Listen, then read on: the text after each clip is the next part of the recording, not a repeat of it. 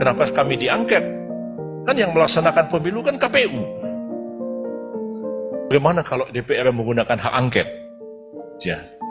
Ini kan sekarang dikemukakan oleh PDIP, ya, oleh Pak Hasto atau siapa begitu ya. DPR, PDIP akan mendorong hak angket.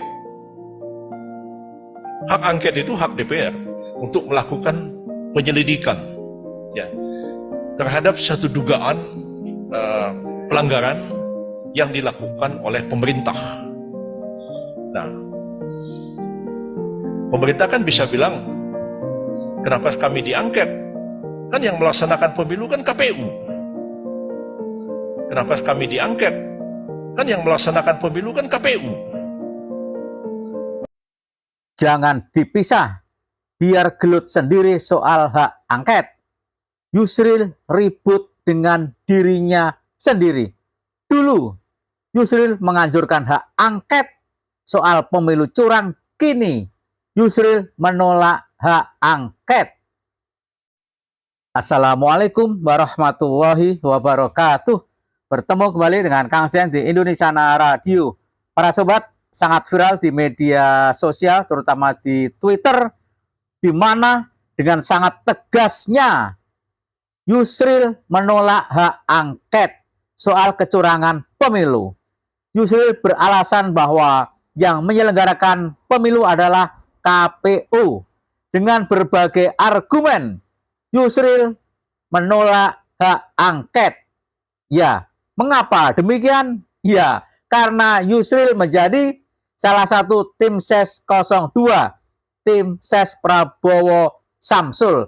Tapi Yusril lupa bahwa di 16 Oktober 2013, Yusril pernah tweet dan jejak digital Yusril masih ada di akun Twitternya. Kita coba bacakan. Banyak yang lupa kalau DPR dulu pernah gunakan hak angket untuk menyelidiki kekacauan DPT dalam pemilu 2009. Yusril, sebelum kau menolak hak angket harusnya kau lihat dulu dong tweet-tweet Anda beberapa tahun yang lalu. Siapakah yang menulis ini? Yusril? Kok ada di akun Twittermu? Banyak yang lupa kalau DPR dulu pernah gunakan hak angket untuk menyelidiki kekacauan DPT dalam pemilu 2009. Lalu apa bedanya dengan 2024 ketika DPR mau menggunakan hak angket adanya kekacauan DPT dalam pemilu? Di Pilpres 2024 tidak hanya DPT yang kacau, tapi kecurangan-kecurangan sangat masif dilakukan oleh rezim ini. Banyak berterbaran di media sosial di mana kecurangan-kecurangan baik yang dilakukan oleh aparat, oleh menteri, oleh kepala daerah, oleh kepala desa, di mana sangat banyak kecurangan-kecurangan yang telah dibongkar yang dilakukan oleh rezim ini untuk memenangkan 02. Pilpres 2024 jauh lebih curang dibandingkan pemilu 2009. Ketika 2029 kau mendukung hak angket, wahai Yusril, tapi kini mengapa mulut kau ribut dengan mulut Yusril di tahun 2009? Bagaimana kalau DPR menggunakan hak angket? Ya. Ini kan sekarang dikemukakan oleh PDIP, ya, oleh Pak Hasto atau siapa begitu ya. DPR, PDIP akan mendorong hak angket. Hak angket itu hak DPR untuk melakukan penyelidikan, ya, terhadap satu dugaan pelanggaran yang dilakukan oleh pemerintah. Nah, pemerintah kan bisa bilang, kenapa kami diangket? Kan yang melaksanakan pemilu kan KPU. Yusril, apa nggak malu? Apa nggak malu membela 02 sampai mulut kau seperti munafik? Mohon maaf, mulut kau seperti orang munafik demi membela 02. di 2024 kau mengatakan bahwa hak angket tidak bisa digunakan untuk pemilu curang karena yang menyelenggarakan pemilu adalah KPU. Tapi di tahun 2013 mulut kau pula yang mengatakan bahwa banyak yang lupa kalau DPR dulu pernah gunakan hak angket untuk menyelidiki kekacauan DPT dalam pemilu 2009. Yusril, kau katanya pakar, tapi kau memanfaatkan kepakaran keahlianmu itu untuk membela rezim yang curang, untuk membela pasangan 02 yang jelas-jelas bukti-buktinya sangat masif di berbagai media kecurangan yang dilakukan oleh 02. Yusril Iza Mahendra, lihat gambar ini. Apa saja yang bisa dilakukan dengan hak angket DPR soal skandal Pilpres 2024? Yang pertama, pemerkosaan konstitusi MK.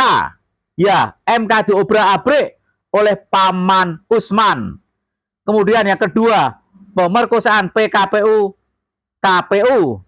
Kemudian pemerkosaan asas jujur dan adil. Kemudian pemerkosaan Bansos Yusril 496 triliun dipakai Jokowi untuk mendukung kemenangan 02. Pengkondisian KADES, ASN, PKH, kemudian PNM dan keluarga aparat untuk kemenangan 02. Kemudian netralitas presiden dan pemerintah. Itu semua dilakukan oleh rezim ini, dilakukan oleh pemerintah. Dan DPR punya hak yang namanya hak angket untuk memeriksa, untuk memanggil pemerintah atas kacaunya Pilpres dan Pileg dengan kecurangan yang sangat-sangat TSM, terstruktur, masif, dan sistematis. Negara, lembaga negara yang mandiri, independen. Pemerintah nggak ikut campur, misalnya bilang begitu kan. Tapi bisa aja DPR melakukan investigasi. Jadi ada cawe-cawe nggak? Misalnya begitu kan? Ya, ada cawe-cawe apa enggak? Silakan aja diselidiki.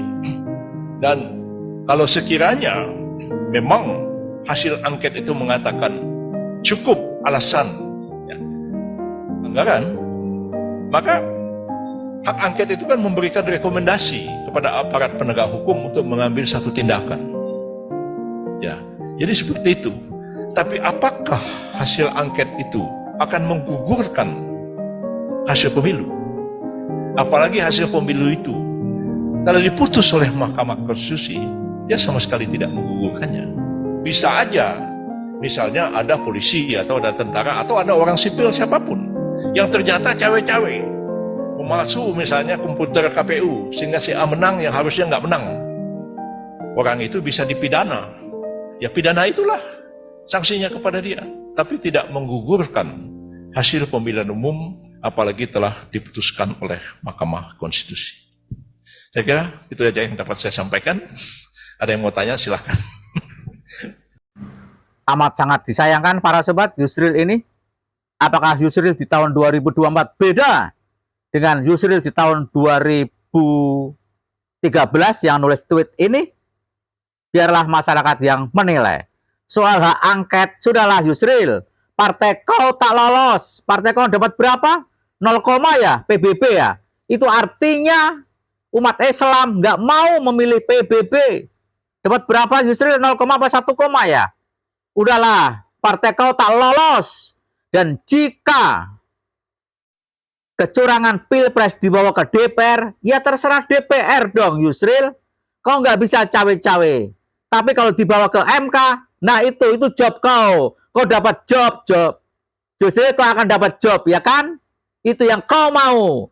Tapi rakyat ingin agar DPR menggelar hak angket untuk menyelidiki siapa saja yang terlibat dalam kecurangan. Apakah Jokowi, ketua KPU, atau justru pasangan 02? Serahkan saja pada DPR. Bagaimana pendapat para sobat? Silahkan tulis di kolom komentar.